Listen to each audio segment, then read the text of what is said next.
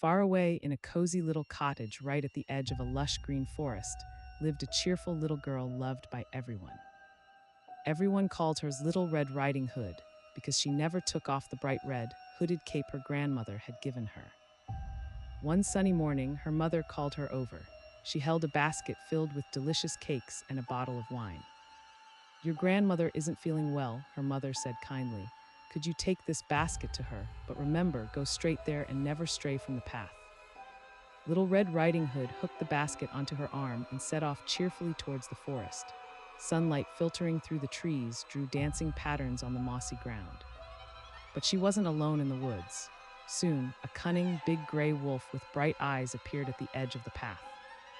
The wolf, trying to look friendly, asked, "Good morning, little girl. Where are you off to in such a hurry?" Little Red Riding Hood didn't think the wolf could be dangerous at all. "I'm going to my grandmother's," she chirped. "She's sick, so I'm bringing her cake and wine. Her house is deep in the forest." An idea immediately sparked in the wolf's mind. "What lovely flowers there are here," he said, pointing beside the path.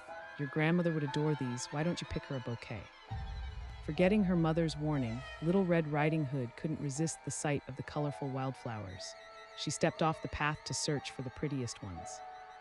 While the girl was busy with the flowers, the cunning wolf started running down the quickest path straight to the grandmother's cottage. The wolf arrived at the cottage out of breath and knocked gently on the door.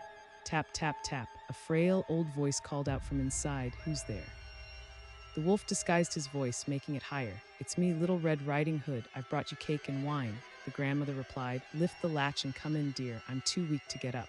The wolf opened the door and burst inside. The wolf quickly seized the poor old woman, shoved her into the wardrobe, and shut the door tightly.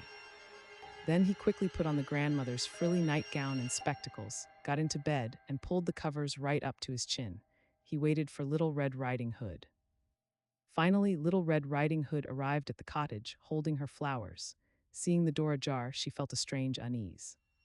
She slowly stepped inside. Everything was very quiet. She approached the bed and was surprised by the figure under the covers.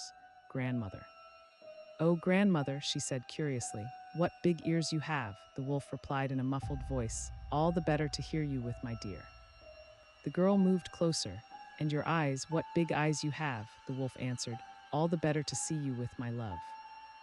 The girl noticed the paw-like hands peeking out from the covers. "But grandmother, what enormous hands you have," the wolf grumbled. "All the better to hug you with."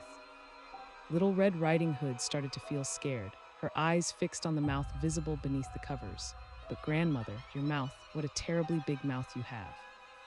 The wolf could wait no longer. "All the better to eat you with," he roared, leaping out of the bed.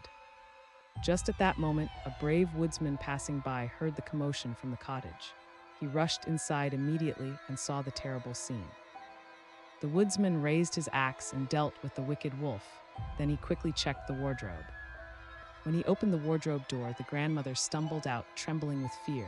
Little Red Riding Hood ran and hugged her. They were both safe. Little Red Riding Hood understood that day just how dangerous it could be not to listen to her mother. She never strayed from the path again, and she never talked to strangers. She, her grandmother, and the woodsman enjoyed the cake together.